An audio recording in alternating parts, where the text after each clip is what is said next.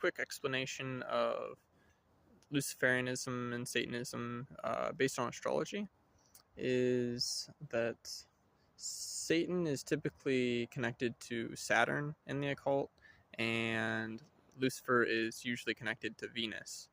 Now, they have this in the Western tradition, but to me, in the Western tradition, it always feels like it just is that way. Like, Lucifer is connected to Venus because of it's in the tradition of the old Roman religion and whatnot. So there's that, but I think it's also a little messy because Aphrodite is also connected to Venus, and then there's like phosphorus, and it's not really it doesn't feel super clear if the Lucifer of the old Roman religion is supposed to be like really a close analog to the sort of the description of Lucifer and Isaiah, or is it Daniel? Either one, where it says, "Oh, how Daystar, how you've fallen," and such. So it's thought that that's referring to Venus. I think this is like a Bible scholarship thing of like how much do you trust like scholars around that sort of thing. So now, from the Western perspective, I would still have some doubts or not feel like it's so airtight. I guess when you communicate with these beings, like you can get some sense that something's true, or like working with planetary magic, you can find it for yourself, that these things are true. But I think it's still a little bit rough on the factual side of like what are the facts, because I just personally I don't know enough about scholarship about the ancient world to be sure of this or that. I suppose if an old text says something, that's cool, but at the same time, there's a lot of criticism for historians of the ancient world. I mean, if Herodotus says, "Oh, this was a huge 1,000,000-man army," maybe it was 1,000,000 people. Who knows? Uh, so, but see, that's why I sort of start out in Western esotericism. So a little tangent here. And I went into Eastern esotericism a lot, like through Hinduism, and this is a big reason why is because I feel that the texts are a little more definite and they a little more hold each other up. It doesn't feel like one dude wrote about something and now we know about it, kind of thing. So, like for example, the Eastern tradition in Hinduism, Saturn is Shani Dev. Shani Dev means black one, or Shani means black one. And this symbolizes a few things, but he's the controller of karma. It's sort of his origin story is he was sort of discarded by his father, the sun. So he's known to be very cruel. He's big on rules. Not exactly cruel, I suppose, but he likes rules, and if you don't do the rules, if you don't go by the rules, he's not happy. But it's not all about just the rules. It's about your own rules as well. If you don't do what you say you're gonna do, come on, that's sort of the energy of Saturn that I've worked with it. So, and the other thing is he is the controller of the lower beings. So I think it's pretty clear that Saturn in the Eastern tradition very much fits the archetype of Satan is a very very analogous to it. And yeah, Saturn's interesting too because he can bring a lot of wealth. I think there's some chthonic element to Saturn as well, to Shani Dev. But see, here's where it gets interesting because okay, Shani Dev, Saturn rules over Capricorn and Aquarius in the Eastern tradition as well. But like Capricorn is equated with Baphomet, Baphomet, though, isn't the same as Saturn. Baphomet is Daksha Prajapati. So Prajapati are the progenitors. That's what that means. So basically, they have a ton of sex and give birth to the gods. So they're sort of the gods before the gods.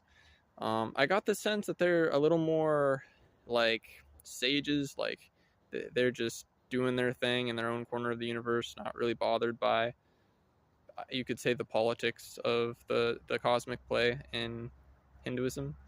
So Prajapati is, or Daksha Prajapati is one of those guys, and he's also a devotee of Shiva because he caused Shiva's wife to burn herself alive. So then Shiva cut off Daksha's head and replaced it with that of a goat.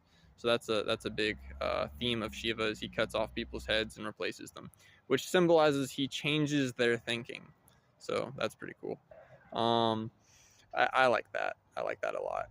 And actually, if you go like a little bit deeper into Shiva, into like Kalabhairava. Kalabhairava, he committed. I hope I'm saying this correctly. Brahmahatya.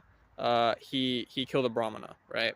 Because Brahma thought he was better than Shiva, or depending on which version of the story you know, or that you consider. He thought he was better than Shiva, so Shiva cut off his fourth head, or fifth head, actually. He had one head looking towards each direction and then one looking up, and he cut off the one looking up. So, according to Joshi Nandi, this is the mind, like part of the self of the mind that is considering these things. Like, there's some high faculty of the mind that is being destroyed, so that one can experience some kind of whether you experience Shiva or if it's like spirituality, I feel it's more general. It's more of a metaphor for a more general experience. I think that, you know, for example, in Thelma, when you cross the abyss, I feel there's a sense of thinking that goes away. Like you're no longer thinking through every little thing. So I think it's more about crossing the abyss. I don't think it's as much like that you're just tied to the energy of Shiva, but more Shiva is a guide, and this is one of the events through which he tells something. Um, and then, you know, it's kind of up to you to think about whether how seriously you take the mythology, or in what way you interpret it. But so that's that's like that's Satan.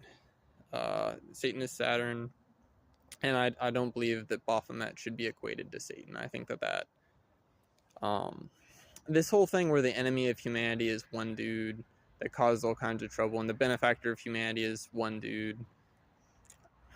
I think that gets really difficult at some point. It becomes like, I don't know, reality is really complicated, and there's just a lot of shit going on. So I think having such a clear binary, okay, maybe overall it is a binary, but you know, maybe between what is it, mercy and severity, Boaz and Joachim, like Kabbalah, things like that. But still, I think that it does no good to boil everything down. I mean, sure, everything is duality, but or is it? Is that just an illusion that we've accepted? Anyways, moving on to Lucifer. Lucifer in Hinduism, the ruler of the planet Venus is Shukradeva. Shukradeva is he was trying to be the guru of the gods, but he got passed over for Brihaspat because Brihaspat and Indra were tight, you know. And he thought in his mind, he felt like he was a better guru, so he was pissed off about that. So he went and he did a really severe tapasaya. He sat in the woods for like some period of thousands of years, and um, Indra and Kama, I think, sent a bunch of like really pretty girls to like distract him, and it didn't work. So then he attracted the attention of Lord Shiva. I think he was focusing on Shiva. So Shiva came and Shiva taught him even more powers than his old master, and then he became the guru of the demons. So I think it's also pretty close to the archetype of Lucifer, of like um, the this very bright god is coming down to become even more powerful, is going into darkness to find even more power and to spite those that left him behind. um I see the same story there. uh I think it's pretty clearly analogous to Lucifer, especially in the Roman tradition. So I think in that way you can kind of look at the other cultures and they can in some way correct each other a little bit. I think attempting to do, I think a lot of people do comparative looks at like cultures and religions, trying to harmonize everything into like one thing. I think that probably there's at least five different things going on Earth that disperse into many, many different things. You know, whether it's religions, mythologies, languages. You know, I think a few cultures dispersed into many more, but I don't think it's like there's one culture. You know, let's say the Anunnaki came, changed everything, and then, uh, you know, the one culture evolved into many. I think there's too many differences. But you know, like you can look at Hinduism and like what is it, Near Eastern or like Mesopotamian religions, and Zoroastrianism, and there's like a lot of similarities. Probably we've lost a lot of knowledge, and there'd be even more similarities if we knew what we don't know now. I don't know. That's just a guess. So, just a word on comparative religion, comparative mythology, etc. At the end here, I think it's a good thing to mention. So.